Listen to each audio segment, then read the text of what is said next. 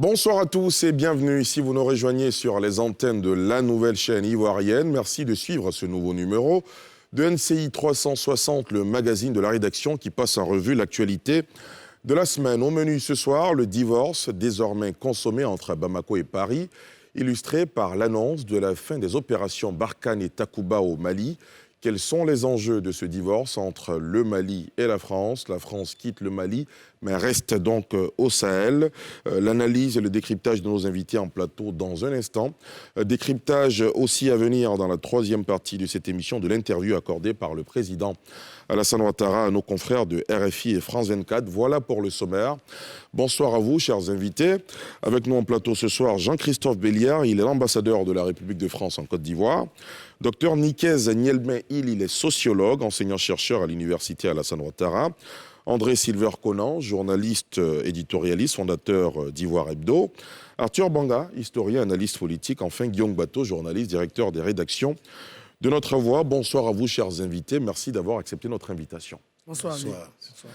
Après 9 ans, la France quitte le Mali, mais reste au Sahel. Elle retire ses 2400 soldats du pays, mais va continuer à combattre les terroristes à partir d'autres pays de la région.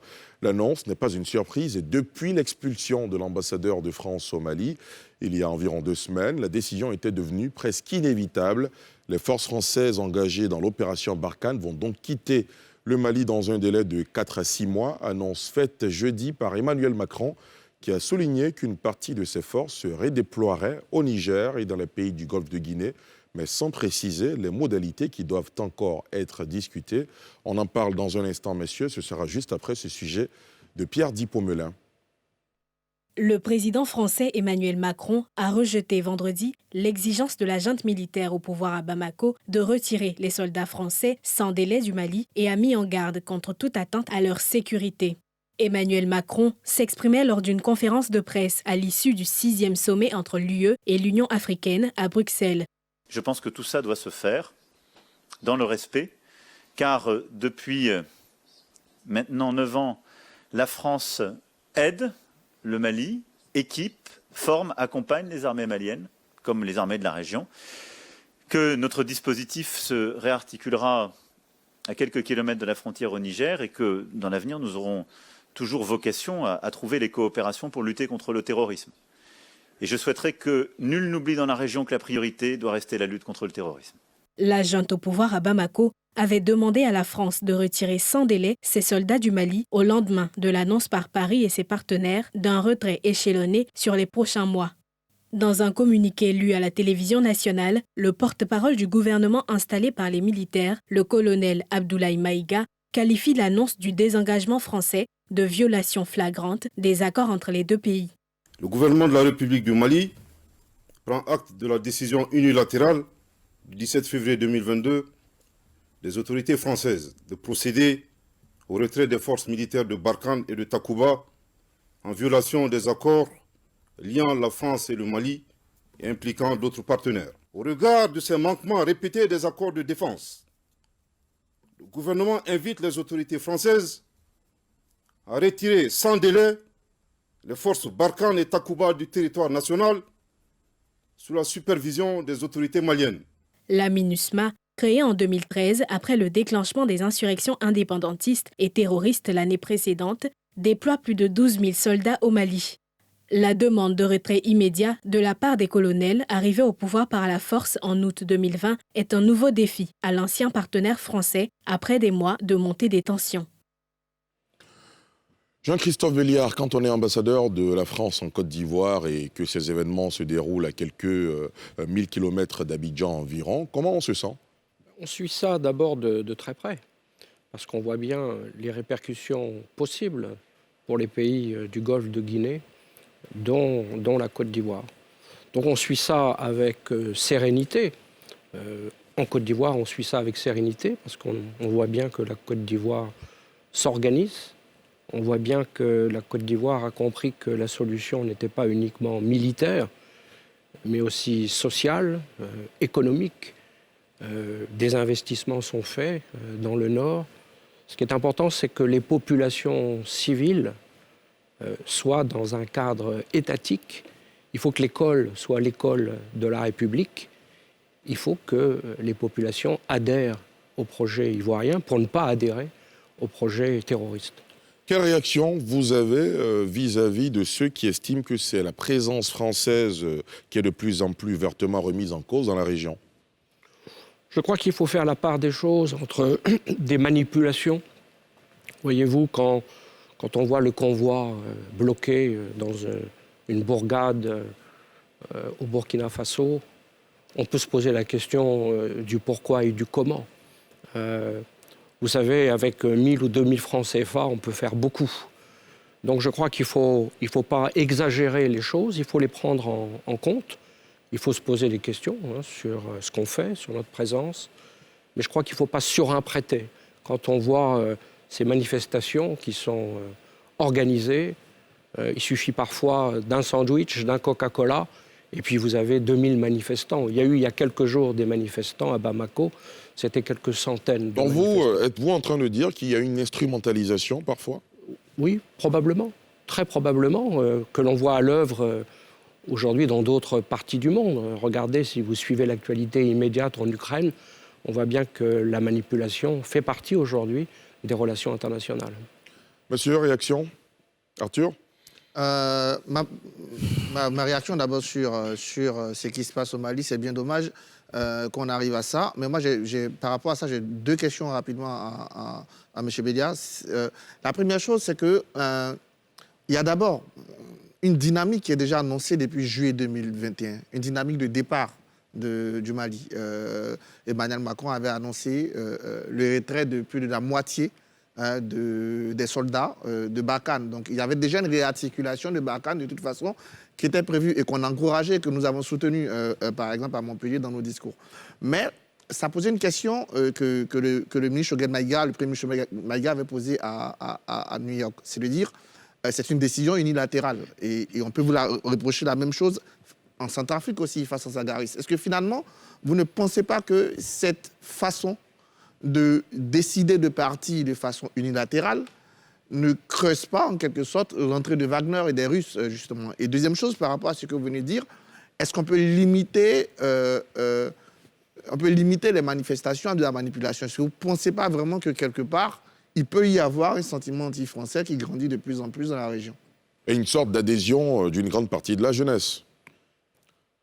Pour revenir à la question d'Arthur, il y a eu depuis quelques mois un processus de consultation des autorités de la région, des autorités africaines, mais aussi des autorités européennes, parce que ce qui se passe en ce moment à Bamako, ce n'est pas uniquement le rôle de la France, c'est le rôle de l'Union européenne, c'est au fond le rôle de la communauté internationale. Il n'y a pas que la France qui soit en jeu dans cette affaire. Il y a eu un processus de consultation qui a abouti il y a quelques jours à Paris, à la veille du sommet de Bruxelles, Union européenne, Union africaine, à un communiqué qui précise que les conditions ne sont plus réunies à Bamako pour continuer comme on le faisait auparavant. Je voudrais quand même préciser que la France, il est inexact de dire que la France quitte le Mali. On va continuer notre travail dans le domaine humanitaire. Dans le domaine de l'aide au développement, on a suscité la création de l'Alliance pour le Sahel. 26 pays, 22 milliards de dollars. On va continuer à aider la société civile et on peut imaginer que par les temps qui courent, elle en aura bien besoin. Il faut peut-être circonscrire ce retrait à la sphère militaire, peut-être.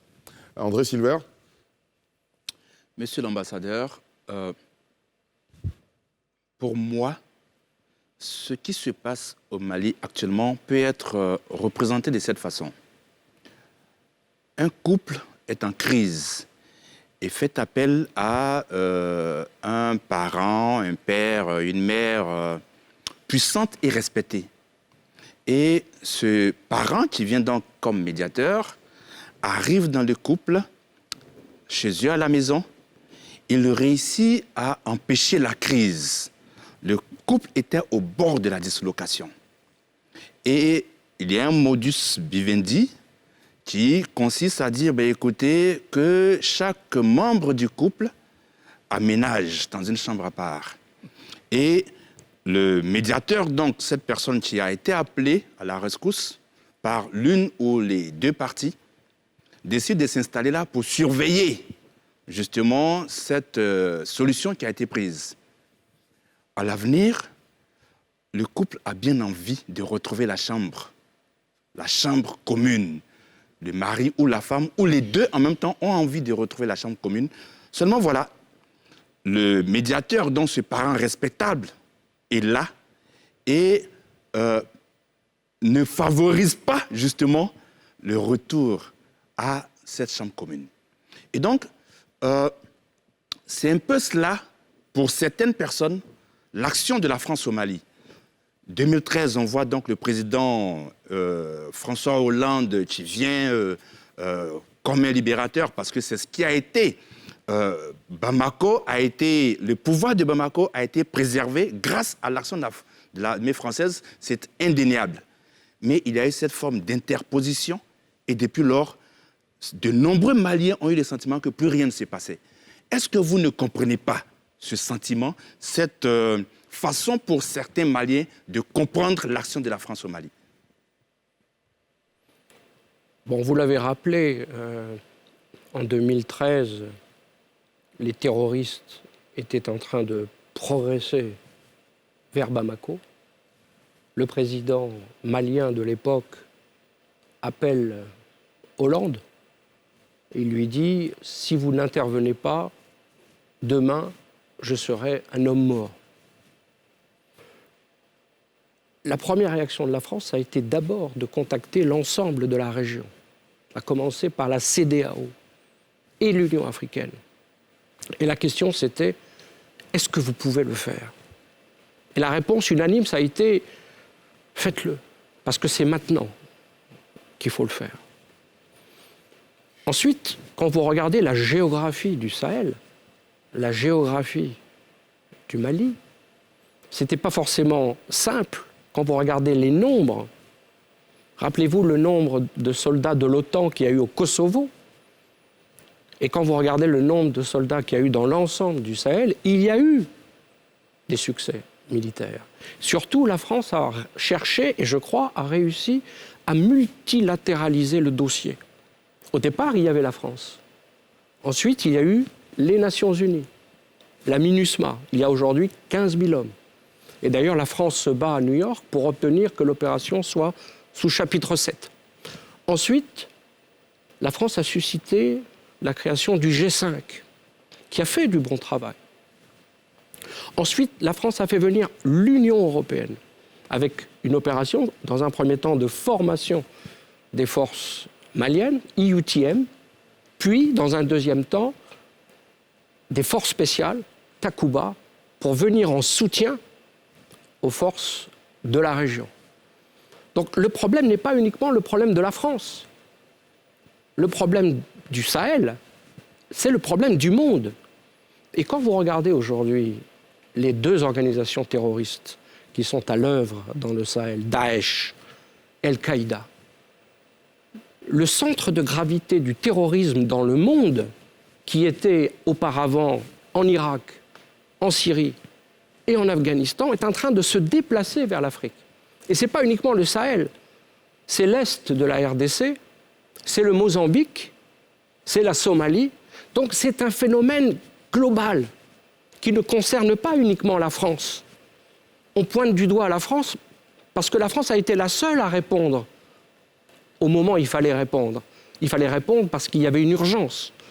Et ensuite, c'est devenu non pas le problème uniquement de la France, mais c'est devenu le problème de l'ensemble de la communauté internationale. Et vous avez noté, à Paris, il y a 2 jours, c'est une décision de la communauté internationale de se rendre compte que les conditions ne sont plus réunies à Bamako. En 2013, c'est Bamako qui demande un soutien, qui envoie une lettre au Conseil de sécurité des Nations Unies. Aujourd'hui, ces conditions ne sont plus réunies.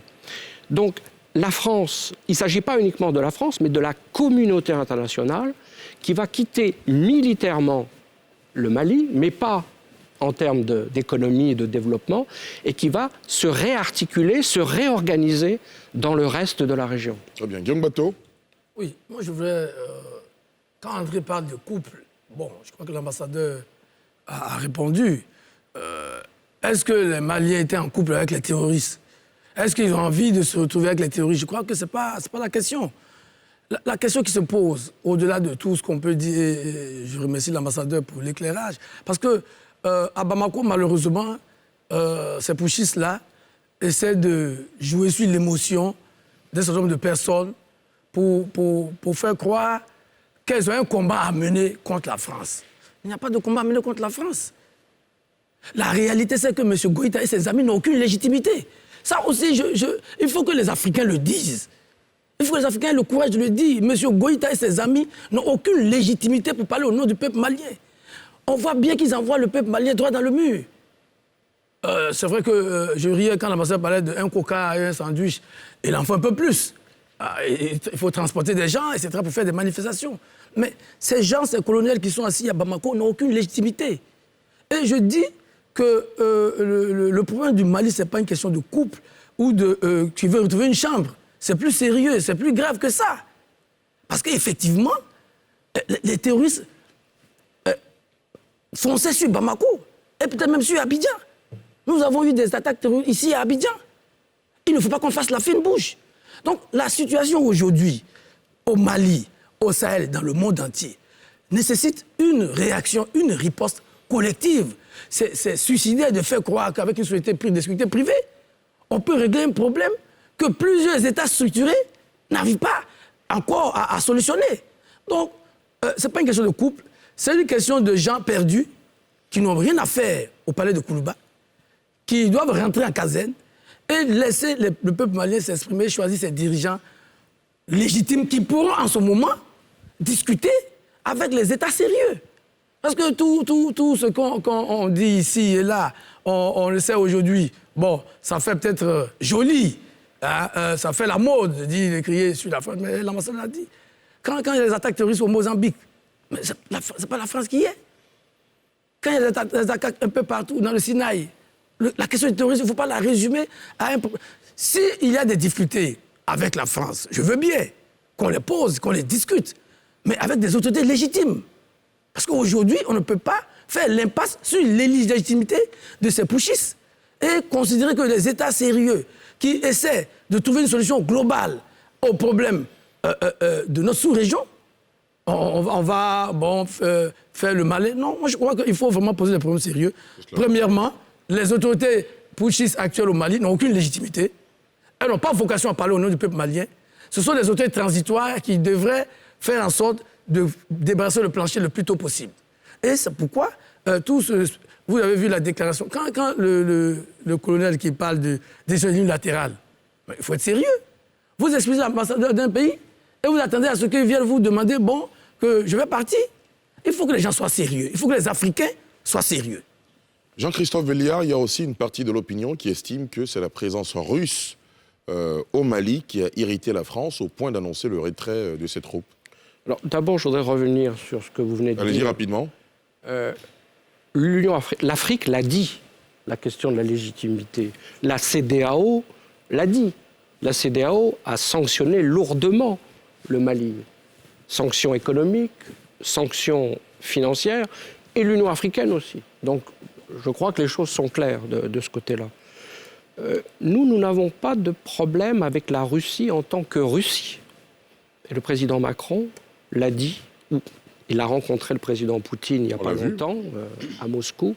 Notre problème, ce n'est pas la Russie. Le Mali, dans son histoire, a eu des relations et a des relations, et chaque pays a le droit d'avoir des relations avec qui il veut. Et dans l'histoire du Mali, il y a eu des relations fortes avec la Russie. Ce qui pose problème, c'est de faire appel à une société privée avec une réputation plus que douteuse. On a vu cette société privée à l'œuvre au Mozambique, où d'ailleurs ils sont partis après avoir échoué, et on sait ce qui se passe aujourd'hui en République centrafricaine, et ce n'est pas moi qui le dis, c'est un rapport des Nations Unies, un rapport au Conseil de sécurité, On parle d'une situation extrêmement sérieuse avec des exactions et une confiscation des richesses du pays, richesses douanières, richesses minières. C'est ça qui nous pose une difficulté. Docteur Hill. Oui. Moi, je voulais, en tant que sociologue, mais voir que ce serait a priori quelque chose de classique de l'histoire tumultueuse entre les peuples, les nations et les sociétés. Et sur ce, je voulais rebondir sur ce que vous disiez. Peut-être une jeunesse qui n'a pas forcément le même regard, la même perception et la même approche de la France. Donc, de ce point de vue, je pense que ça devrait être intégré à la réflexion.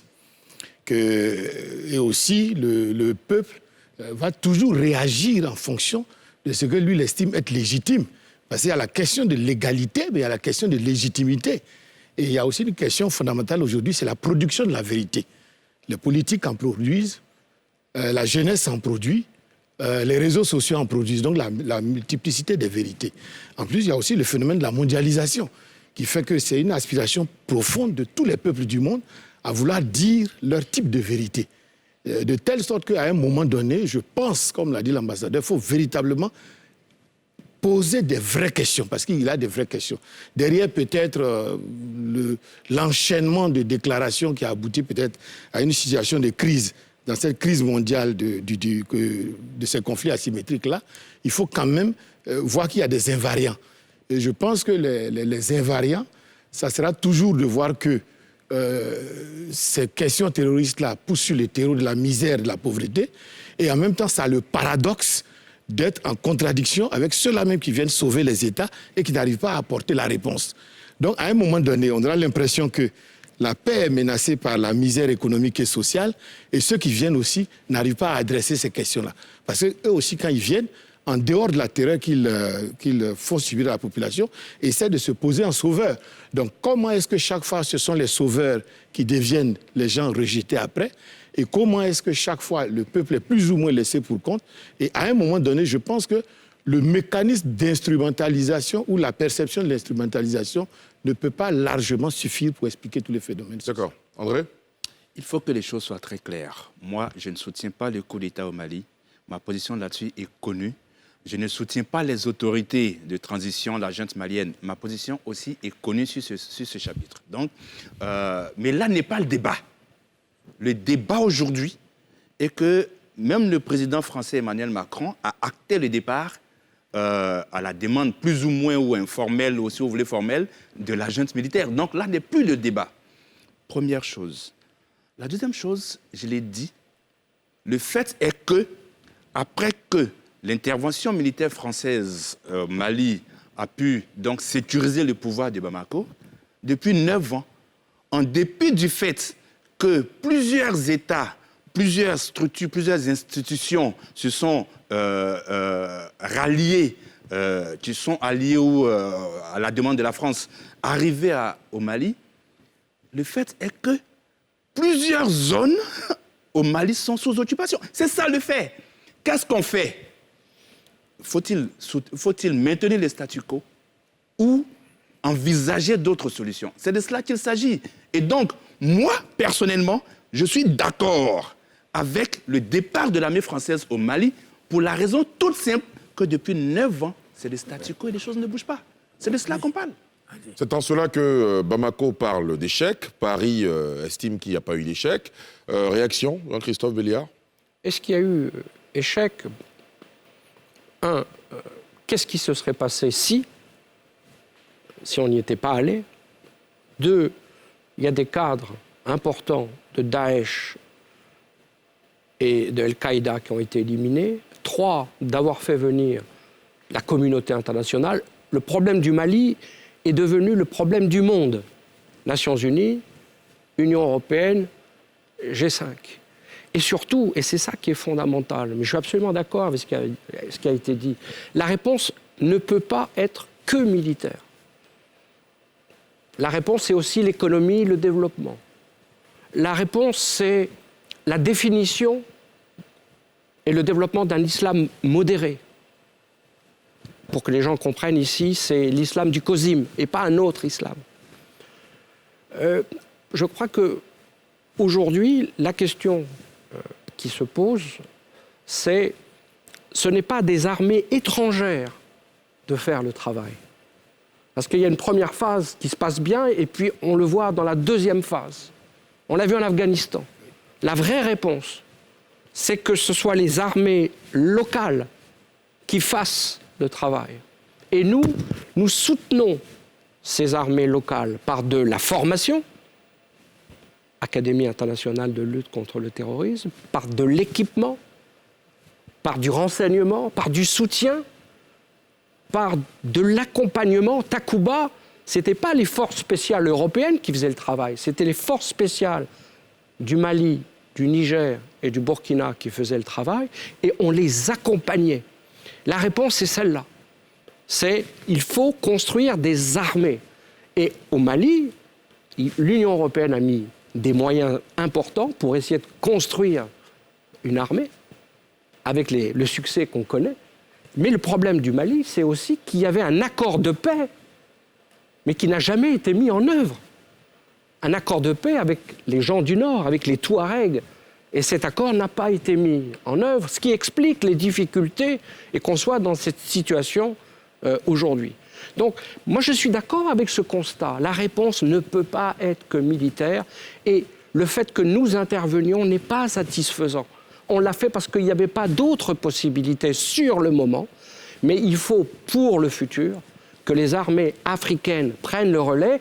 Et ici, c'est le G5 et c'est la structure qui a été créée par le Ghana, la Côte d'Ivoire, l'initiative d'Accra, le Bénin et le Togo. Et ces deux structures, le G5 et l'initiative d'Accra, doivent demain travailler ensemble. D'accord. Alors avant de vous prendre, Guillaume Bateau, on a M. Zawibi qui nous appelle d'Oumé. Bonsoir M. Zawi. Oui, bonsoir M. Ali. Allez-y avec votre question. Oui, bon, la question est très simple. Moi, je pense qu'il faut arrêter d'infantiliser l'Afrique. Nous avons vu la marche des Gilets jaunes en France. Je ne suis pas sûr que ces marches-là ont été instrumentalisées. Nous n'approchons pas de coup d'État. Le coup d'État doit être banni dans tous les pays africains. Mais quand on parle du peuple africain, je pense qu'il faut parler du peuple africain. Il y a beaucoup de réserves. L'Africain aujourd'hui est intellectuel. L'Africain aujourd'hui a tous les diplômes que tout le monde a dans le monde. Donc l'Africain est capable de réagir lorsqu'il est mécontent. Mais lorsqu'on dit que les marchés du Mali ont été instrumentalisés, je dis non. Vous n'êtes pas d'accord avec ça? On est bien d'accord. Et est-ce que vous avez une question? Oui, c'est la question. D'accord. La question que je voulais poser à M. l'ambassadeur. D'accord. Pour vous, c'est une observation. Alors, Guillaume Bateau, ensuite Arthur Bonda. Oui. Merci beaucoup, M. Zawibi, de nous avoir appelés depuis Oumé. Je crois que quand Sylvain dit, moi je suis d'accord avec le départ de l'armée française du Mali, parce que ça fait 9 ans qu'ils sont là. Mais non, il ne se limite pas à ça. Il estime que oui, c'est parce qu'il a fait la 9 ans, présence n'a pas produit les résultats escomptés. Okay. Et l'ambassadeur l'a dit. Oui, bon. Mais on les remplace par quoi? Les colonels, ils les remplacent par quoi? Parce que c'est ça la grande question. La France, ça va, elle n'a pas réussi. On peut le concéder. Mais les colonels, ils ne restent pas à Bamako pour envoyer une société privée. Ils ne restent pas à Bamako. Si ils demandent le départ des forces françaises, d'abord, ils n'en ont pas la légitimité, parce que le sociologue a parlé de légalité et de légitimité. Ils n'ont ni la légalité, ni la légitimité. Ça aussi, il faut que ce soit clair.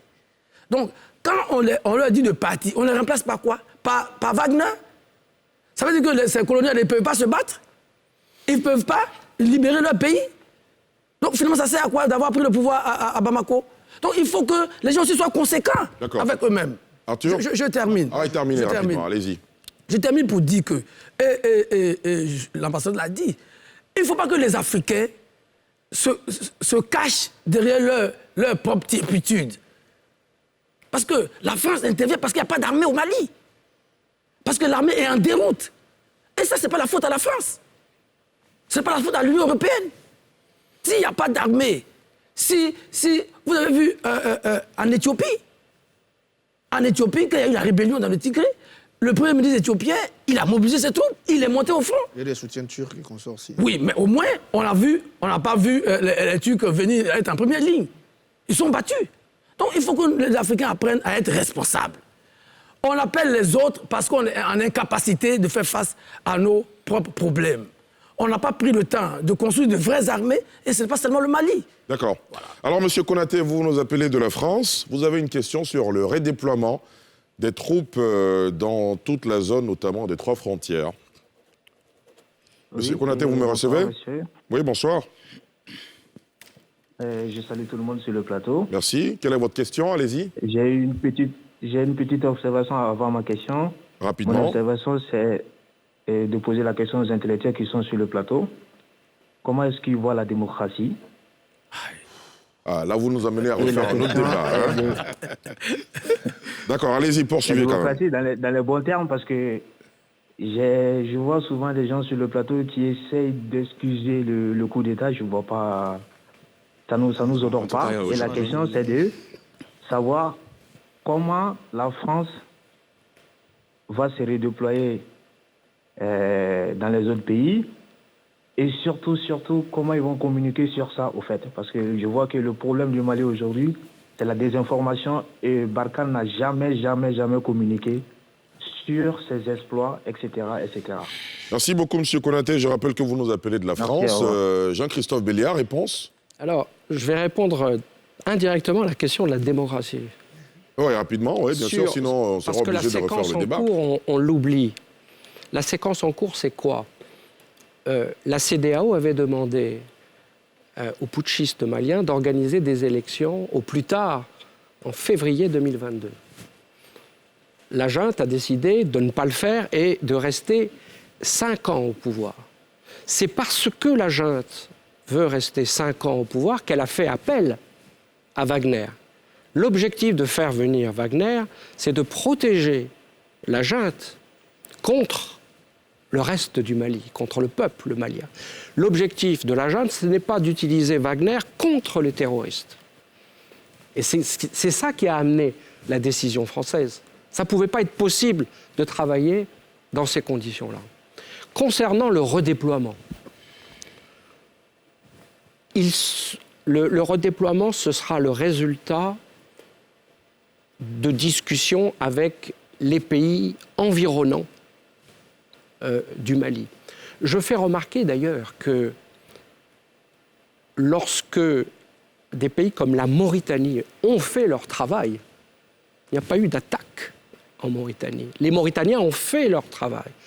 Ils ont formé une armée qui s'est défendue, et en grande partie le Niger aussi.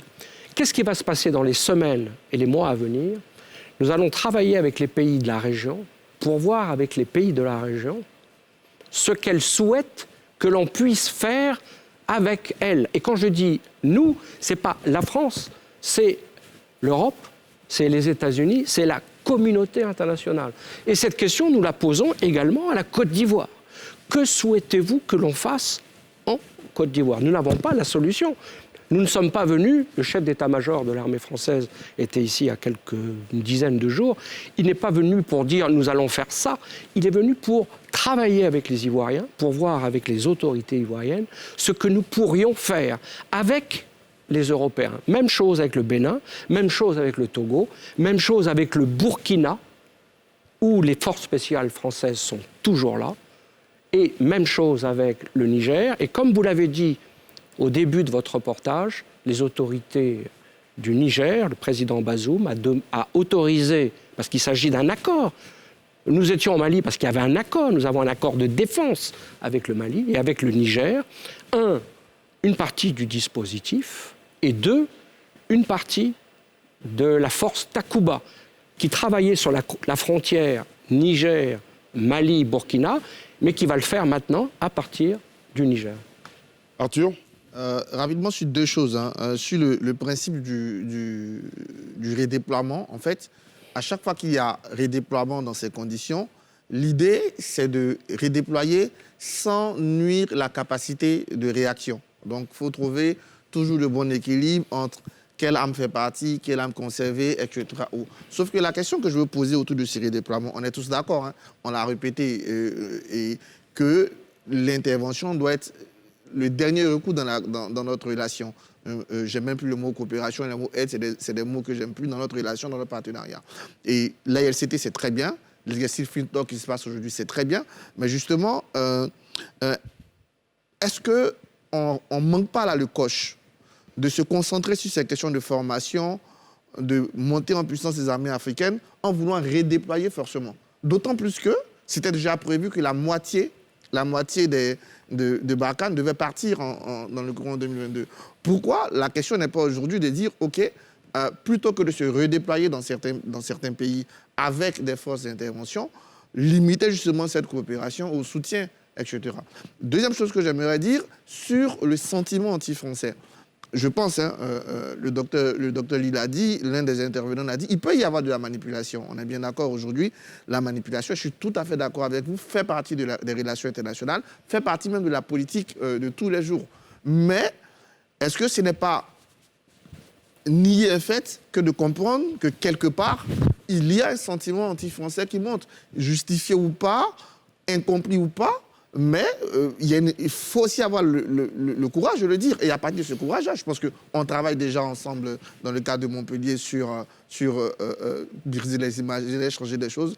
Et d'ailleurs, je vous remercie pour votre engagement. Mais il faut aussi avoir la réalité de dire, oui, quelque part, il y a des problèmes, quelque part, il y a une jeunesse africaine qui a des envies, et ne pas limiter les manifestations qu'on a eues à de la manipulation. Docteur Hill? Oui, ce que je voulais dire de ce que j'ai entendu, c'est un peu l'histoire des solidarités des sociétés. De telle sorte qu'à un moment donné, le type de solidarité qui était là classique, qui n'était que connu, commence à migrer. Parce qu'aujourd'hui, tout le monde a soif de bien-être, de bien vivre. De telle sorte que si les gens ont le sentiment qu'avec l'ancien, entre guillemets, à tort ou à raison, comme il a dit, les choses ne se passent pas comme il faut, et je suis d'accord, il faut l'associer aux réflexions.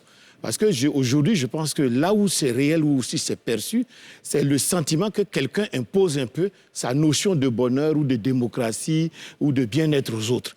On ne pourra pas rester là à épiloguer sur qui nous dirige, qui ne nous dirige pas, parce que même cette terminologie de jeunes, de militaires, c'est toujours la faillite de la classe dirigeante en Afrique. On fait 15 ans de régime civil qui siphonne peut-être les moyens militaires, et après on se rend compte que c'est de crainte de se faire des auto-coups d'État, et on finit toujours par des militaires qui réinstallent. Vous voyez, c'est un cycle sans fin. De telle sorte qu'à un moment donné, peut-être que la question de fond, c'est de penser la sécurité africaine autrement. C'est-à-dire que chacun se défende, que ça devienne un réflexe d'abord. Voilà, parce que cette manière de sous-traiter sa sécurité aux autres, soit qu'ils vont se faire tuer, soit qu'ils ne vont pas se faire tuer, il faut co-construire, c'est clair. C'est-à-dire qu'on se responsabilise aussi quelque part autour de nous. C'est un réflexe, struggle for life, que chacun pense d'abord à sa survie, quitte à ce qu'on vous accompagne. Et une fois qu'on finit cela, on regarde aussi qu'aujourd'hui, les solidarités sont de plus en plus mondiales. Et elles doivent être construites ensemble. Moi, je suis heureux qu'on dise que tout le monde va se mettre ensemble. Mais de ce point de vue, je dirais, plutôt que d'attendre que tout le monde se mette ensemble, nous-mêmes, on doit commencer le début de la réflexion pour savoir ce que nous voulons exactement. Et pour cela, nous devons sortir de la chaleur des réseaux sociaux, c'est-à-dire où chaque activiste se pense détenteur d'une vérité, connaisseur d'une réalité, et qu'on aille au fait, comme a dit André Silver tout à l'heure. André, je reviens à vous. Oui, très rapidement, j'aimerais répondre à Konaté, mais vraiment très rapidement concernant la démocratie. Parce que sa question n'est pas vaine, n'est pas anodine. Voilà, justement. Non, M. Konaté, la démocratie, elle est belle. C'est faute de vouloir appliquer les règles de la démocratie que l'Afrique est à ce niveau-là. Ce n'est pas le choix de la démocratie qui pose problème. Ce sont les règles qu'on refuse d'appliquer qui pose problème. Ça, c'est vraiment très brièvement. En d'autres termes, la pratique de la démocratie n'est pas mauvaise. Justement, la démocratie, c'est la bonne gouvernance, c'est les élections transparentes, c'est le respect du suffrage du peuple. Mais ce sont ces choses que certains dirigeants africains refusent d'appliquer dans la démocratie. Donc, qu'on prenne la monarchie, le communisme, la tyrannie ou quoi, là n'est pas le problème, c'est le respect des règles qui est important. OK, ça c'est très brièvement. Alors, monsieur l'ambassadeur, tout à l'heure, vous avez dit quelque chose qui m'a intrigué. Vous avez dit qu'il serait intéressant qu'il y ait une sorte d'islam à la COSIM. Mais c'est justement cela l'erreur de la France. Non, vous ne devez pas choisir les religions pour les autres. Non. Cela a été fait en Afghanistan, ça n'a pas marché. l'Iran fonctionne comme on le voit, mais je dirais, ce sont eux qui décident. Et donc, les musulmans qui veulent faire un islam à la Kozim ou de l'imam Jawara ou de l'imam Diko et autres, a le choix. C'était pour dire modéré, je pense. Pas... Oui, c'est ça. Non, ne répondez pas à sa place. Ne répondez pas à sa place. Voilà, terminé. Voilà.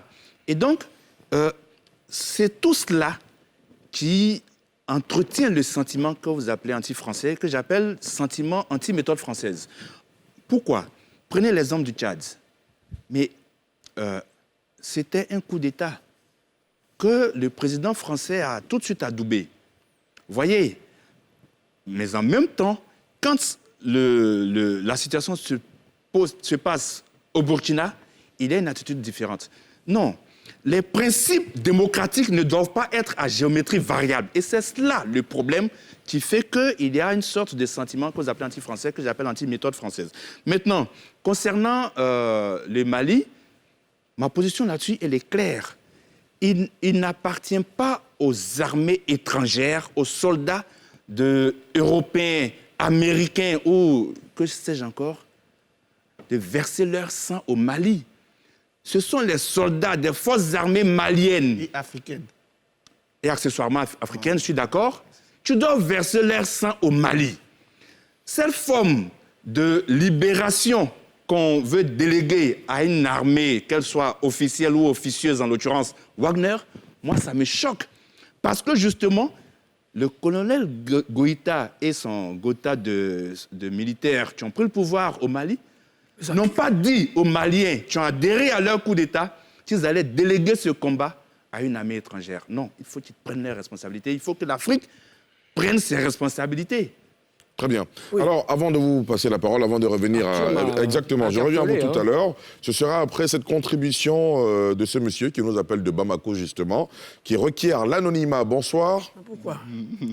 Bonsoir, M. Drazouba. D'accord, allez-y pour votre contribution, rapidement. Oui, en fait, moi, c'est ce que je voulais apporter comme contribution. Et ça veut dire tout simplement que les militaires, la junte en place... Oui, allez-y, allez-y. Voilà, donc c'est juste pour dire que la junte en place est en train de manipuler la population. Et à chaque fois que le débat, c'est-à-dire que la France est en train de manipuler la population au point qu'il n'est même pas possible de faire un débat contradictoire. Hein? Vous voyez par exemple le plateau que vous êtes en train de tenir aujourd'hui en faisant ce débat. Oui. Et il n'est même pas permis à des plateaux de télévision ou à des journalistes de faire ce genre de contribution au Mali. Parce que tout le monde est rangé du côté de la junte.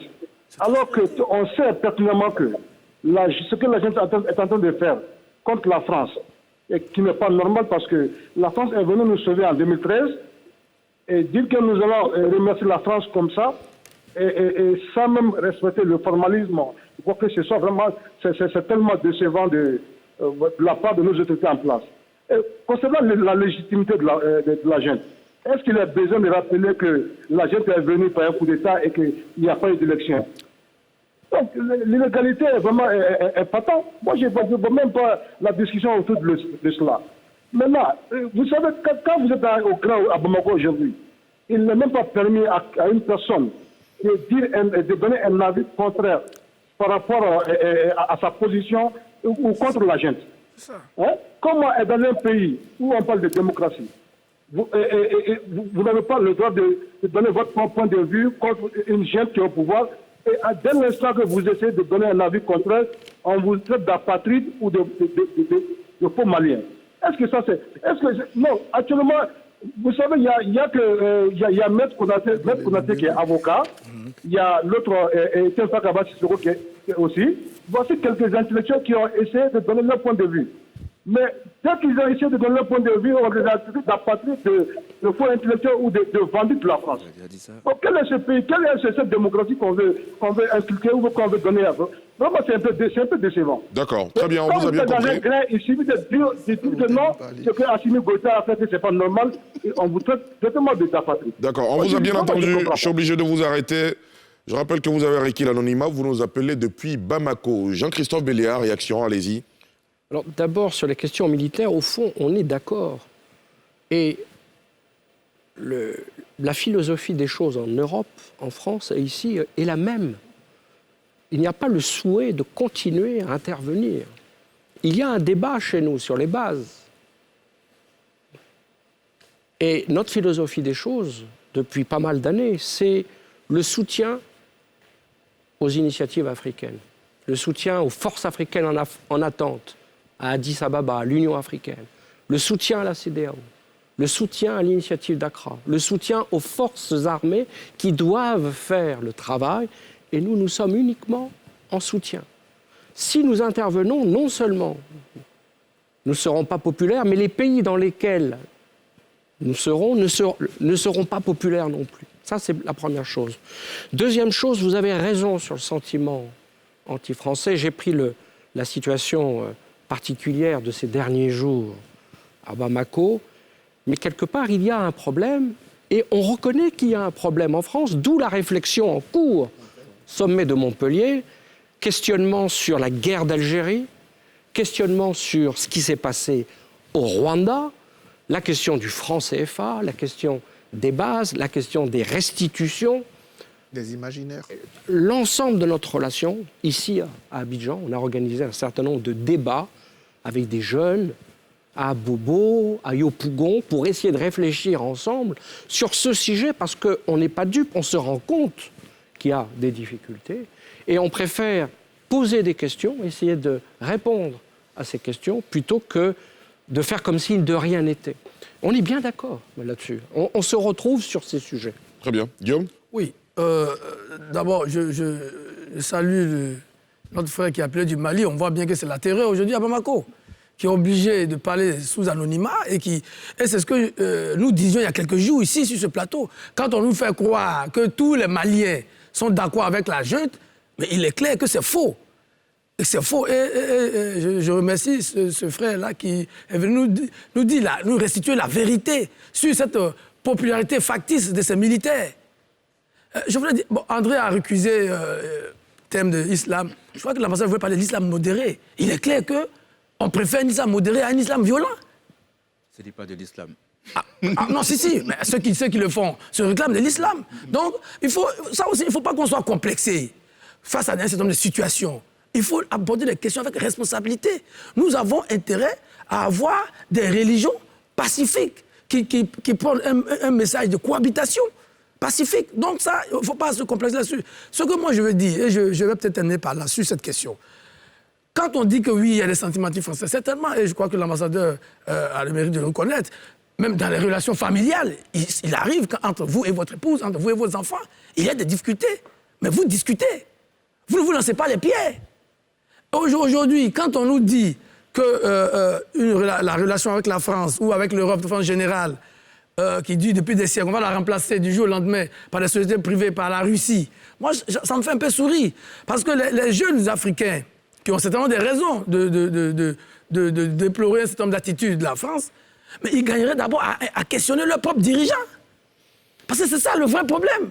On ne peut pas dépasser, oublier nos propres dirigeants qui, on a parlé ici, qui ne respectent pas les règles démocratiques, qui violent les droits de l'homme, qui ne soutiennent pas suffisamment la société civile, qui ne redistribuent pas la richesse correctement, qui ne font pas de l'éducation une priorité, qui ne font pas de la santé. On ne peut pas les laisser et aller se plaindre à Paris.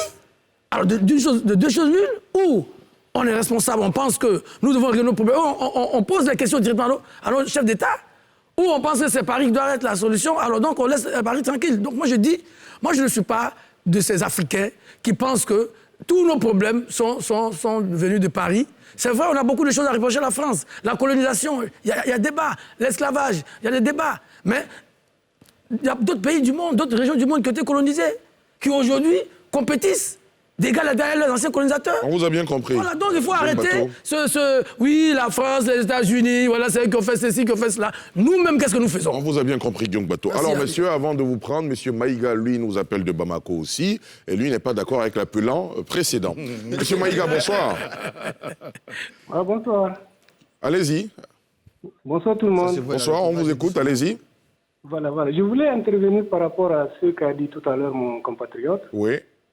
Au fait, je l'invite et je vous invite aussi à venir dans les grains de Bamako, constater que il n'y a pas des hommes armés autour des grains pour dire aux jeunes de ne pas... Quand vous dites les grains, ce sont des espaces de discussion entre jeunes, c'est ça?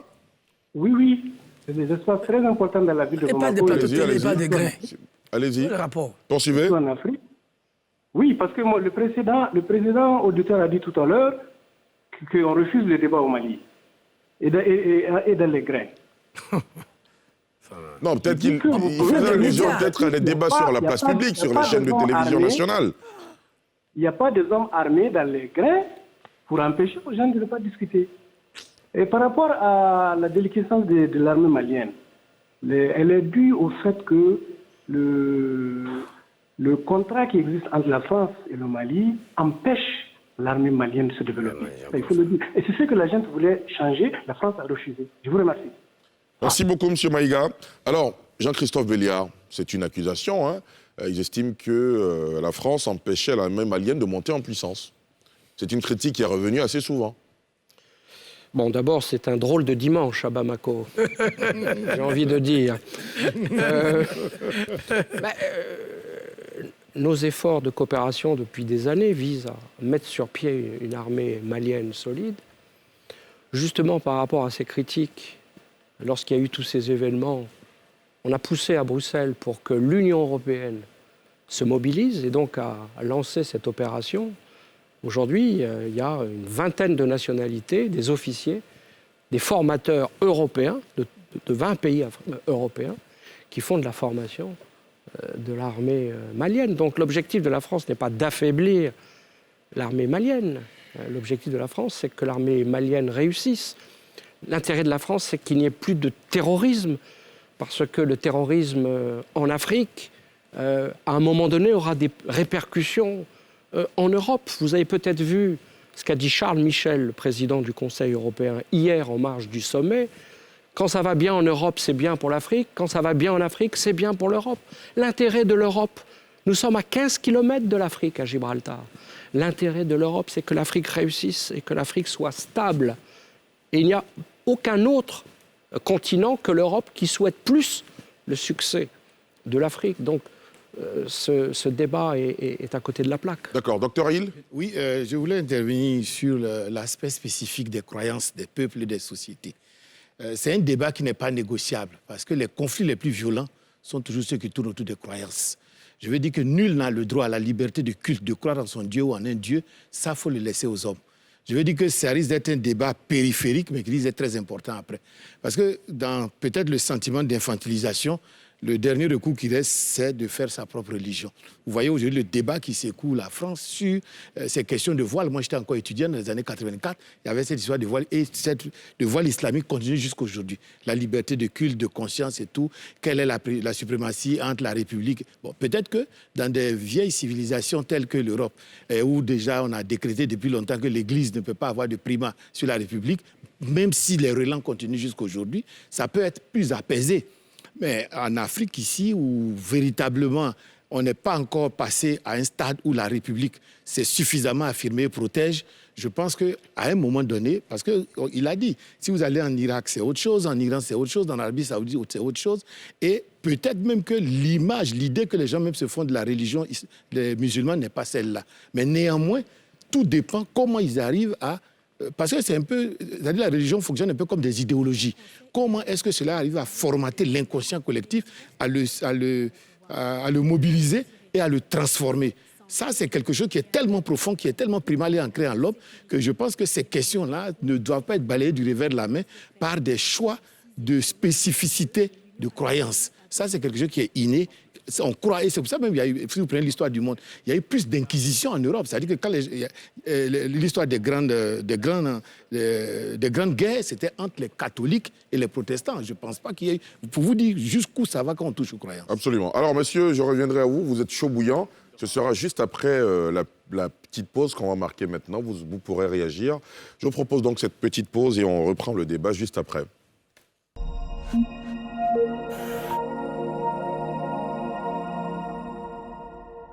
sur le plateau de NCI 360, nous poursuivons le débat sur ce qui a constitué le divorce entre la France et le Mali, ce qui a conduit justement au retrait des forces Barkhane et Takuba au Mali pour éventuellement une réorganisation de la zone sahélienne. André Silver-Kona, vous vouliez poser une question tout à l'heure à l'ambassadeur. Pour l'ambassadeur, mais permettez que je fasse rapidement un commentaire. C'est allez-y. Concernant le téléspectateur malien qui appelait. Je confirme, moi je suis quelqu'un qui suit régulièrement l'actualité au Mali. Dans une ancienne vie, j'étais spécialiste du Mali. Je confirme que le débat public contradictoire aujourd'hui n'est pas permis au Mali. Ça, je le confirme. Alors moi, j'ai vu quelques séquences sur les réseaux sociaux. J'en étais même heureux, où on voyait deux camps qui s'affrontaient. Un camp qui était évidemment favorable à l'action des autorités de transition et un autre qui n'était pas d'accord. Oui, mais j'ai vu quelques séquences passer sur les réseaux sociaux. Le débat public vraiment critique, tout cela, les gens sont vraiment obligés de trouver la formule. Bon, bref. Il faut dire que les gens ont peur. Oui, il y en a peur. Celui qui s'est présenté de façon anonyme, il a vraiment peur. Les militaires voilà, donc, font peur. Ça, c'est la vous première n'avez pas chose. la parole, attends. La deuxième chose, c'est que, voyez-vous, monsieur l'ambassadeur, le Mali est quand même loin de l'Europe. Moi, c'est cela que j'aurais aimé que vous puissiez nous expliquer un peu. Les voisins du Mali, donc dans les septentrions maliens, vous avez le Niger qui est à l'est. Vous avez donc l'Algérie qui est au nord-est, vraiment dans les septentrions. Vous avez la Mauritanie, comme vous l'avez dit, qui est bien sécurisée au nord-est. Le Sénégal à l'ouest. Il n'y a pas de pays voisin de l'Europe dans l'immédiat du Mali. Au-dessus de ces pays-là, on a donc le Sahara occidental. On a le Maroc, on a la Libye et puis on a la Méditerranée. Pour dire que le Mali n'est vraiment pas un pays voisin de l'Europe. Et puis, la force Barkhane, comme on l'a dit, c'était quand même 880 millions d'euros. Hein, si j'en crois certains chiffres, 880 millions d'euros, c'est quand même plus de 500 milliards de francs CFA. Ça fait à peu près 2 millions d'euros par jour, soit plus d'1 milliard 200 millions par jour. Par jour. En 10 jours, ça vous fait le prix d'un pont à péage à Grand-Bassam. Voyez-vous. Et je me demande finalement, où voulez-vous en venir? Qu'est-ce qui fait courir la France au Mali? Mais la sécurité et la stabilité de l'Afrique, c'est un tout. On a parlé du Mali, on parle du Niger, du Burkina, on parle de l'Éthiopie, on parle de la Libye. Du Soudan, on parle de la Libye. Pourquoi vous ne mettez pas toutes ces forces à la Libye? Mais à un moment donné, il y avait des forces internationales, on connaît la situation, avec des vases communicants. Hein, les gens de Syrie, d'Irak qui se sont retrouvés en Libye, qu'on retrouve aujourd'hui dans le Sahel. La sécurité, elle est indivisible. Ce qui se passe à Mogadiscio a une importance pour nous. Le sort du continent africain est important pour l'Europe. L'Amérique latine, c'est loin. L'Asie, c'est loin. L'Afrique, c'est juste à côté. Sans compter les communautés, à la fois maliennes. Combien y a-t-il de Maliens en France? Et puis les conséquences pour un pays comme la Côte d'Ivoire. Absolument. Combien de Maliens en Côte d'Ivoire? Combien de Burkinabés en Côte d'Ivoire? Et les conséquences pour la stabilité de pays importants. La Côte d'Ivoire en est un, le Sénégal en est un autre. Et on voit bien qu'il y a une tentation de faire la jonction avec le golfe de Guinée. Et soit dit en passant, il y a des trafics en mer, trafic de drogue, et tout ça a un lien avec ce qui se passe dans le Sahel. Parce qu'au fond, ces mouvements sont d'abord des mouvements criminels. Je ne sais pas s'ils ont une idéologie, mais c'est des trafics de drogue, des trafics d'êtres humains. Rappelez-vous ces images terribles en Libye de quasi-esclaves, des trafics d'automobiles, de cigarettes, d'or, avec l'orpaillage et des ressources considérables. En fait, il s'agit de ça. Et nous, en Europe, on ne peut pas ne pas le prendre en compte. Et il ne s'agit pas de la France. Il s'agit de l'Europe. Et à l'intérieur de la force des Nations Unies, MINUSMA, vous avez 20 pays européens, ce qui montre l'importance. Et à l'intérieur de EUTM, vous avez 20 pays européens. Dans Takuba, vous avez des pays comme l'Estonie. Vous vous rendez compte que l'Estonie se dise c'est important, le Mali, parce que la sécurité est indivisible et parce que nous avons une géographie, tout simplement. Oui, Arthur. Et moi, je vais aller plus loin, et c'est en cela qu'il faut, on travaille à transformer nos imaginaires. L'Afrique est une opportunité, même pas pour l'Europe, mais pour le monde. L'Afrique est aujourd'hui un enjeu géopolitique, c'est un enjeu de stabilité, c'est un enjeu pour l'humanité. L'Afrique est une opportunité, c'est le continent qui va plus transformer le monde. Il suffit rien que de regarder sur le plan démographique, sur le plan économique, sur les 15 pays qui ont eu le plus de croissance sur cette dernière décennie, il y a 7 qui viennent d'Afrique. Donc, aujourd'hui, il faut que nous-mêmes, Africains, nous modifions notre regard sur notre continent et que les autres modifient leur regard sur leur continent. D'ailleurs, c'est l'apporte que j'en trouve pour revenir, pour rappeler à cette nécessité, à cette réflexion qu'on mène ensemble depuis Montpellier, mais qu'on veut élargir justement à tout le monde pour que la relation franco-africaine et au-delà, c'est pour ça que j'aime bien le mot Europe et la relation euro-africaine, soit réfléchie, ensemble, soit co-construite sur de nouveaux engagements, sur de nouveaux partenariats. Et ça doit faire appel à tout le monde, pas qu'aux ambassadeurs, mais aux sociétés civiles, aux intellectuels, etc. etc. Cela, je vais terminer par mon dernier calque, ma dernière question, mon dernier calque à Jean-Christophe. S'il vous plaît, vous avez parlé de Wagner. À Montpellier, mais aujourd'hui, malheureusement, dans l'imaginaire, Wagner, c'est de l'efficacité. Parce que les gens se disent, en Centrafrique, le pays est à 2 doigts de couler, n'a pas pu organiser des élections. Quand Wagner est intervenu, ils ont pu organiser des élections. Au Mali, aujourd'hui, on voit des communiqués tous les jours qui disent qu'il y a de nouvelles villes qui sont reprises.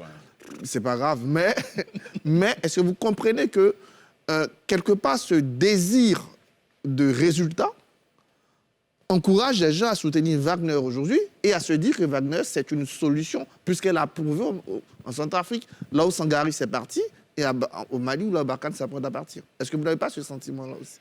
Non, je crois que les réseaux sociaux sont eux-mêmes financés, et je pense qu'il faut qu'on pose la question. Mais en Centrafrique, c'est concret. Mais en Centrafrique, c'est un échec patent.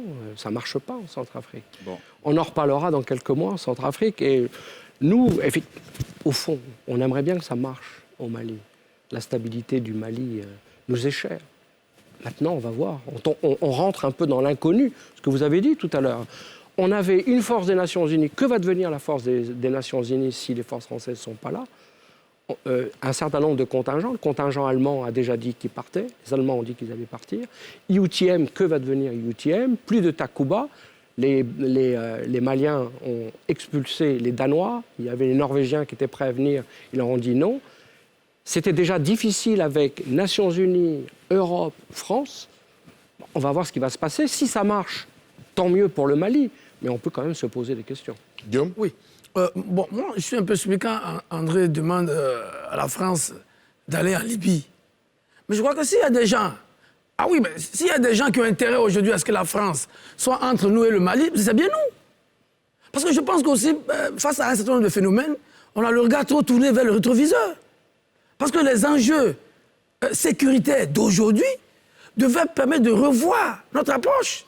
Parce que je serais très bien content que l'armée française boucle pour tout Nord, qu'on ait le temps de faire monter notre armée en puissance. Moi, je n'ai aucun complexe là-dessus, parce que le problème du terrorisme est un problème essentiel. Donc, je suis parfois surpris, alors que nous-mêmes, nous avons vécu le terrorisme dans notre chair, ici, à Grand-Bassam, qu'on fasse semblant, parce que peut-être ça fait joli. Moi, je dis, il faut qu'on soit précis, il faut qu'on soit clair. Aujourd'hui, face à un phénomène mondial qui menace tous les pays, c'est la conjugaison des forces et non des actions solitaires, et non des coups de tête. On voit bien, et l'ambassadeur le dit clairement, que là où vous avez 20 pays, on estime que ça ne marche pas. Vous pensez que c'est une société de sécurité privée, de gardiennage, qui va régler ça? Il faut être réaliste. On peut poser les problèmes, on peut discuter avec nos partenaires. Parce qu'en fait, aujourd'hui on parle de la France, mais il y a bien les Américains qui sont concernés. Pourquoi on ne parle pas des Américains? Pourquoi on ne parle pas de tous les autres pays? Mais ceux-là, si on a des difficultés, il faut que les Africains arrêtent de réagir de façon épidermique face à de vrais problèmes. Si on a des difficultés, on s'assoit, on discute, on trouve des solutions durables. Mais on ne se met pas dans la rue en train de crier, et puis quand vous rentrez après vous faites quoi? On vous a bien compris, Guillaume Moi, je Gateau. pense qu'il faut qu'on se décomplexe. Face au terrorisme, il n'y a pas de complexe à avoir. Mettons-nous ensemble. Il faut plutôt encourager des actions collectives de tous les pays du monde, y compris la France. Très bien, merci Guillaume. Docteur Hill. Bien, j'aimerais savoir si on ne pourrait pas sociologiquement interroger sur le grand paradoxe. À savoir que tous les peuples naturellement réagissent de manière violente devant les invasions. Et je pense que l'histoire nous est témoin pendant l'esclavage et la colonisation et les grands résistants africains. Et aujourd'hui, on se rend compte que plutôt que de développer ce réflexe-là et de se faire accompagner, comme on a dit, par la formation et autres, les gens sont plutôt sur les réseaux sociaux et ils sous-traitent leur propre sécurité. Comment a disparu l'instinct de prédation? Je suis sur mes terres, je me fais envahir, au nom on ne sait de quoi, et on n'a pas tout le réflexe de réagir d'abord, de résister d'abord, de démontrer qu'ici, c'est chez nous et que nous voulons mourir pour cette terre-là. Et plutôt que de cela, aujourd'hui, nous sommes tous pratiquement des spécialistes des réseaux sociaux. Pendant que les autres essaient d'aller en profondeur, d'aller dans les racines pour comprendre, combattre et être solidaires, nous, on n'a pas ce réflexe-là. Moi, je me demande si dans les grandes réflexions, on ne peut pas interroger ce sentiment qu'on dit qui est naturel. À savoir que quand je me sens agressé, envahi, on veut changer mes manières, mes habitudes, mes attitudes, je dois automatiquement être le premier à réagir d'abord, que l'action, que le rejet vienne d'abord de moi. Ce rejet qu'on n'a pas naturellement. C'est-à-dire chacun se cache, ils arrivent, ils sont en haut, ils viennent, au lieu de se préparer, d'être solidaire et de réagir d'abord et que les autres viennent en complément après. Avant de vous laisser partir, Jean-Christophe Béliard, je vais vous poser cette question que des milliers de jeunes Africains et Ivoiriens ont envie de vous poser. Ils sont nombreux à nous suivre ce soir. Qu'est-ce que vous pouvez leur dire pour ces jeunes qui, dans leur esprit, la France représente l'exploitation des ressources minières de l'Afrique, c'est le pays qui a empêché justement les pays africains de monter en puissance d'un point de vue économique et tout le reste. Militaire et tout ça. Militaire et tout le reste. Comment vous réagissez face à ces jeunes-là qui vous voient avec les lunettes de l'oppresseur d'il y a quelques années et aujourd'hui, comment vous réagissez? Je ne réagirai pas en tant que Français, mais en tant qu'Européen. Et je vous dirais que l'échec de l'Afrique sera l'échec de l'Europe. La réussite de l'Afrique sera la réussite de l'Europe. Et donc notre intérêt aujourd'hui, c'est que l'Afrique réussisse.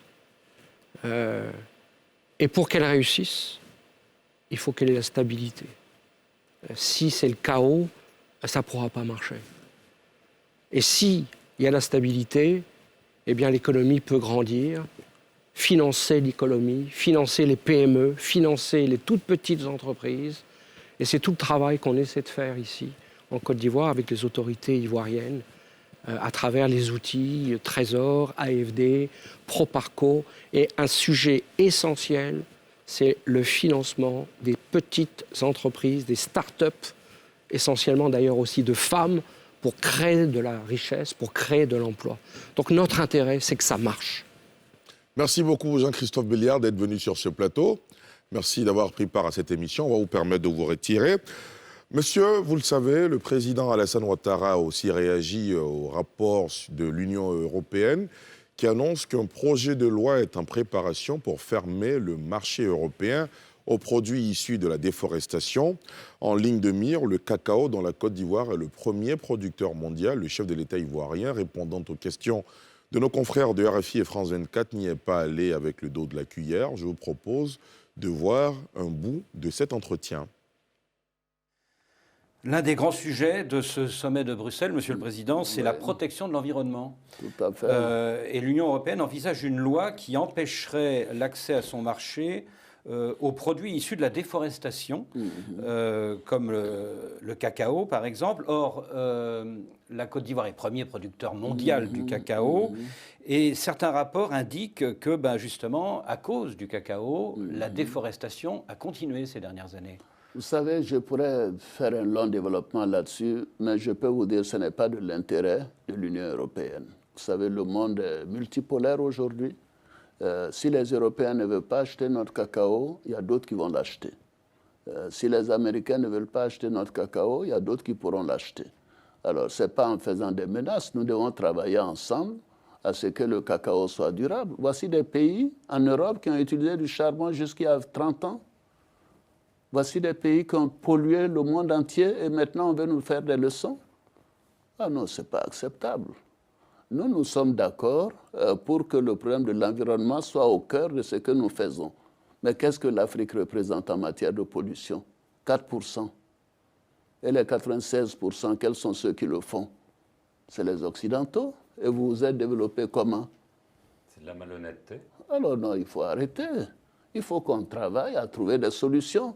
Vous savez, il faut qu'on se dise que nous avons une génération de chefs d'État, une jeunesse maintenant, qui connaissent ses responsabilités et qui estiment que nous ferons ce qui est bien pour nos pays, pour nos peuples. Nous ne voulons pas l'importation d'idéologie, ni de culture, ni de constitution, etc.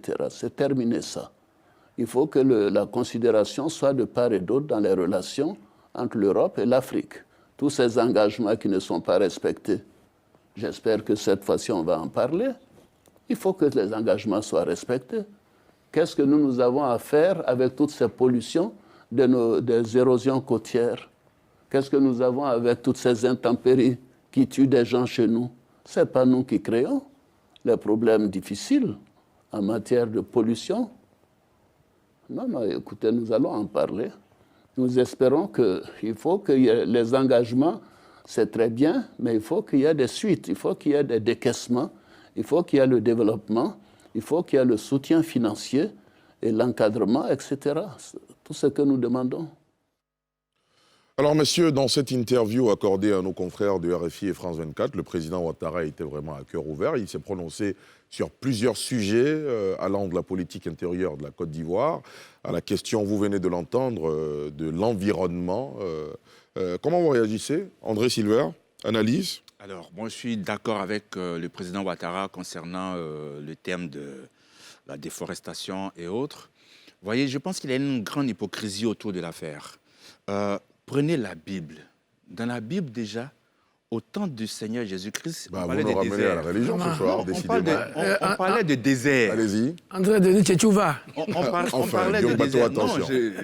Allez-y, André. J'assume ma chrétienté. Allez-y, allez-y. Là n'est pas le problème. C'est dire que on parlait déjà de désert dans la Bible. Quand vous prenez le Sahara, mais le Sahara ne date pas de notre époque. Pour moi, il y a une grande hypocrisie autour de cette affaire des réchauffements climatiques. Ah non. Première chose. Deuxième chose, le président Ouattara l'a dit. C'est choquant. Non, pour moi, pas du tout. Je le dis très clairement, il y a une grande hypocrisie. L'époque des dinosaures et autres, ça ne remonte pas maintenant. Donc pour moi, c'est cyclique. Bien sûr, il y a des efforts à faire, mais il y a une hypocrisie autour. Et le président Ouattara l'a dit, l'Afrique, c'est 4%.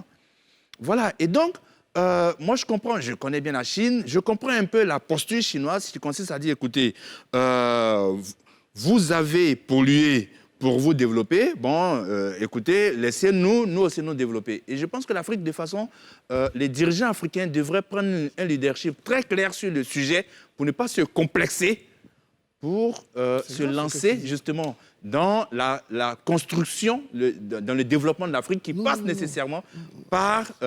mais Arthur, tu ne vas pas continuer à me perturber quand je fais mes argumentations. Terminé. Voilà, ça c'est la première chose. La deuxième chose, le président a dit quelque chose aussi que je souhaite relever. Il a dit qu'il y avait une bonne demi-douzaine, on va dire de présidentiables, je résume, au sein du RHDP. Je suis d'accord avec lui, sauf que il avait dit cela avant la mort du Premier ministre Amadou Gon. Il avait dit très précisément qu'il y avait au moins 3 ou 4 personnes au sein du RHDP qui pouvait valablement lui succéder.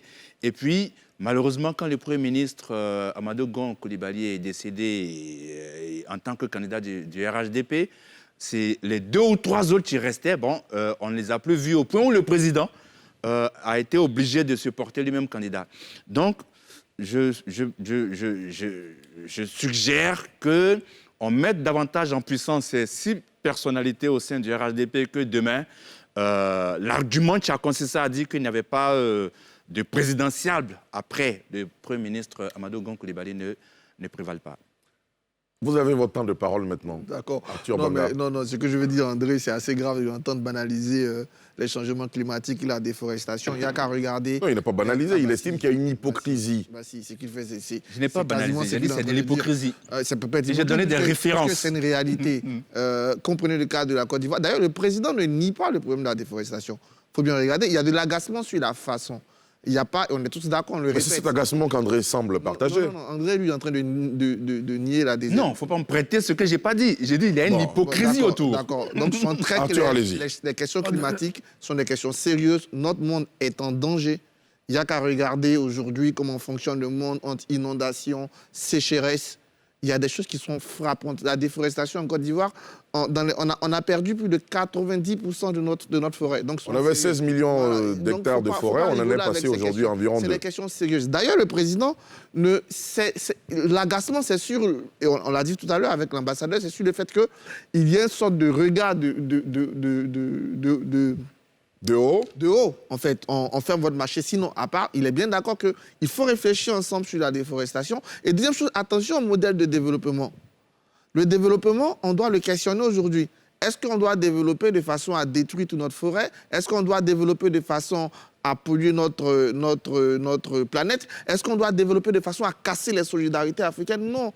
Aujourd'hui, il faut trouver un développement équitable, un développement qui va préserver notre planète, qui va préserver nos modes de vie. Et c'est pour ça qu'on doit changer le concept même de développement, comme on l'entend aujourd'hui. Et tu te souviens, la dernière fois, on s'est rencontrés dans un coin où j'étais énervé parce que justement, on était dans l'exagération de ce développement. Moi, c'est ce que je ne veux pas. Pour revenir au discours du président, je l'ai trouvé excellent, à l'interview, pardon, je l'ai trouvé excellent.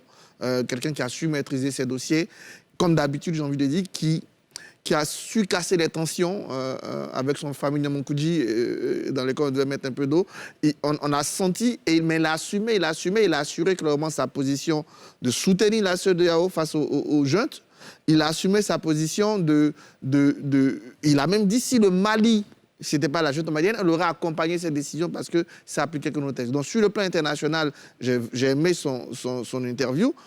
Sur le plan national, il y a un détail important, c'est que la dernière fois qu'il a fait une interview à France 24, quand on parlait de succession et de limite d'âge, il avait sorti l'argument constitutionnel, la Constitution pourrait régler ça. Cette fois-ci, ça a disparu de son discours. Et même quand on le lui a rappelé, il n'a pas endossé. C'est-à-dire qu'aujourd'hui, s'il y a il y a 1 an, c'était plus proche cette vision de vouloir utiliser la Constitution pour limiter l'âge.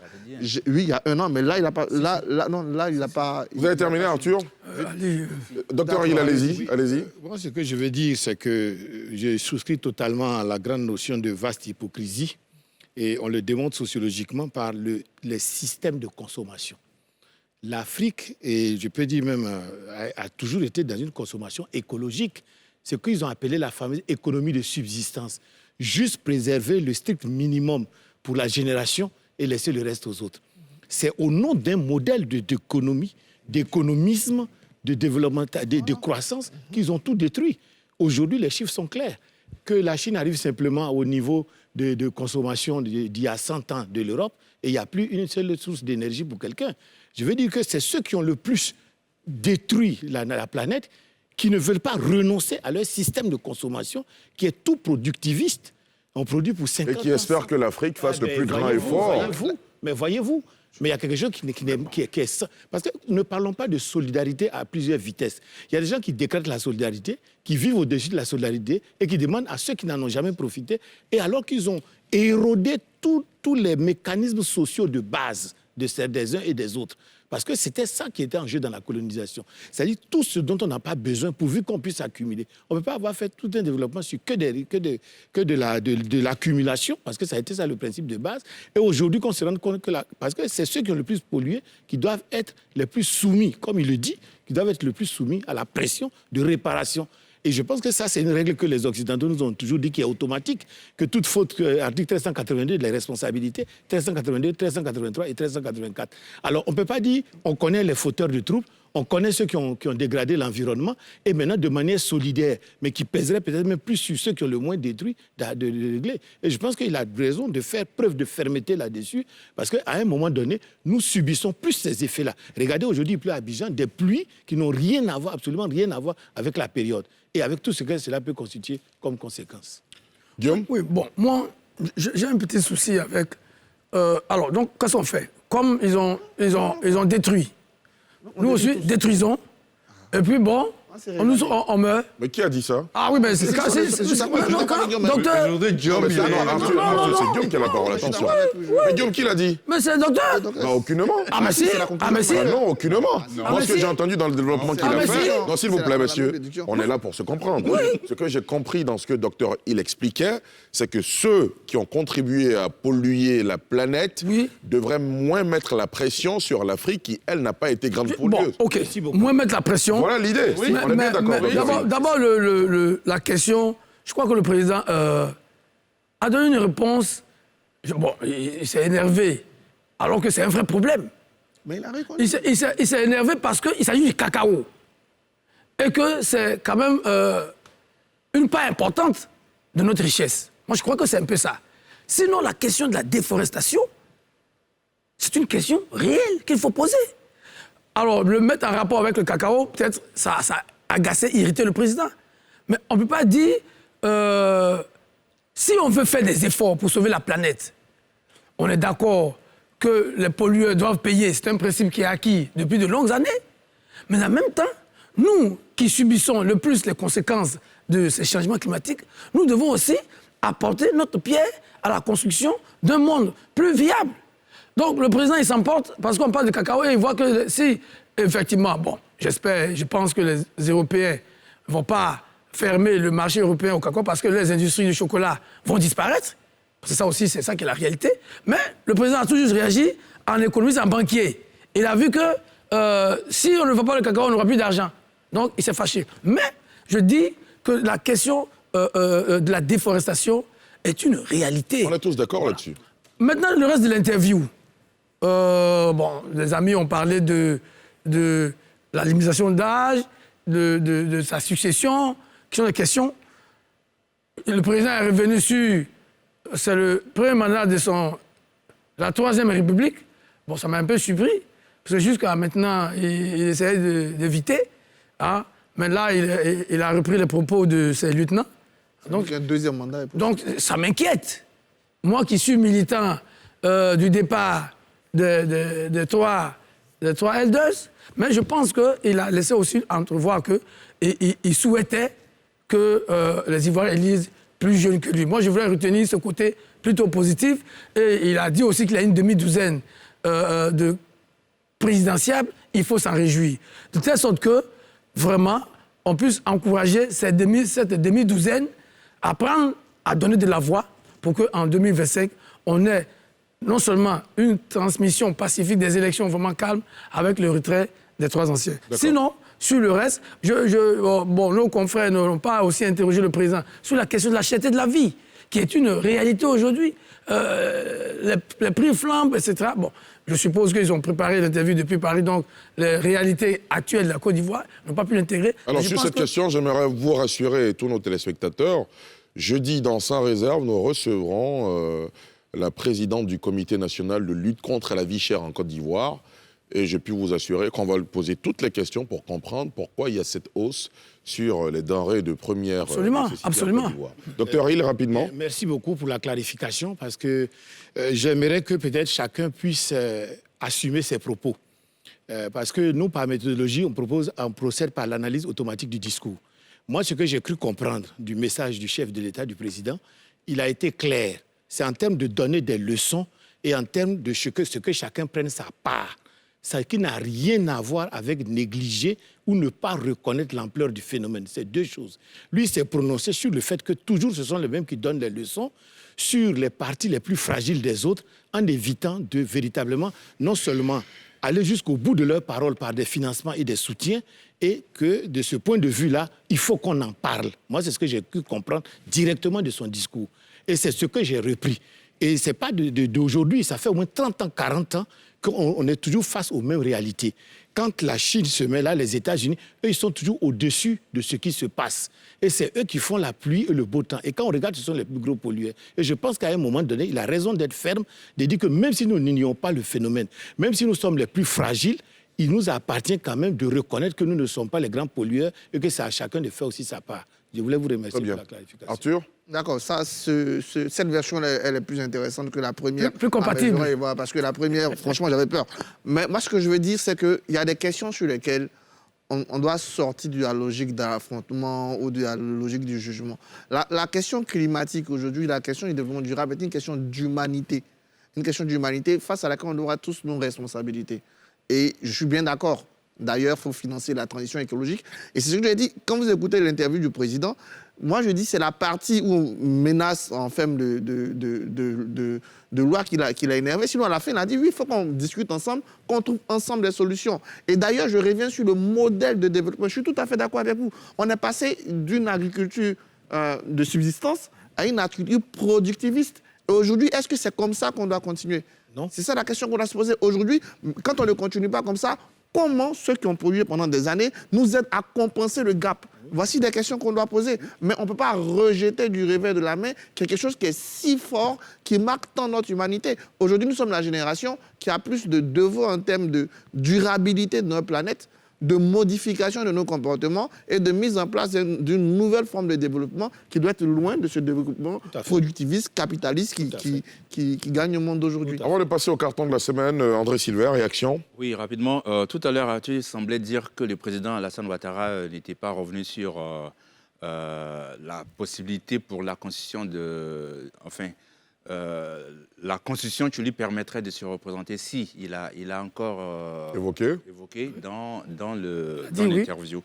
Et d'ailleurs, sur la question, sa position est restée constante sur deux points. Le fait que la Constitution lui permet d'être candidat encore en 2025 et qu'il souhaiterait que ses deux autres prédécesseurs puissent justement tirer leur révérence sur les candidatures prochaines. Cette position, elle est constante. Et c'est cette position aussi, justement, qui a qui a justifié, entre autres, je dis bien entre autres, la candidature au premier mandat de la Troisième République, ce que d'autres appellent le troisième mandat. Mais sur la question, j'appelle troisième mandat, sur la question, cela rejoint ce que j'ai toujours dit, à savoir que les présidents Henri Konan Bédié et Laurent Gbagbo sont les meilleurs alliés du président Alassane Ouattara. Absolument. Parce que, justement, le président Laurent Gbagbo a déjà annoncé sa candidature. Sa première interview, quand il est rentré en Côte d'Ivoire, accordée à France 24, il a dit qu'il était intéressé par 2025. Jusqu'à présent, le président Henri Konan Bédié ne s'est pas encore prononcé sur le sujet. Les militants du PDCI iront bientôt en congrès, je ne sais pas quand exactement. Ils vont le réélire en tant que président du PDCI. Il sera le candidat naturel du PDCI. Et donc, ce sera encore une sorte de bis repetita en 2025. Ils sont les meilleurs alliés du président Alassane Ouattara. D'ailleurs, sur la question, je n'ai pas encore vu passer la loi d'Antoine Assalé qui avait parlé des 75 ans. Je n'ai pas encore vu cela sur la table de l'Assemblée nationale alors qu'ils avaient déclaré que ce serait sur la table. Il semble qu'il a retiré le projet. Il me semble qu'il a retiré le projet. Il a renoncé au projet. Est-ce qu'il a annoncé lui-même officiellement avoir retiré? Ah oui. Dans l'une de nos émissions...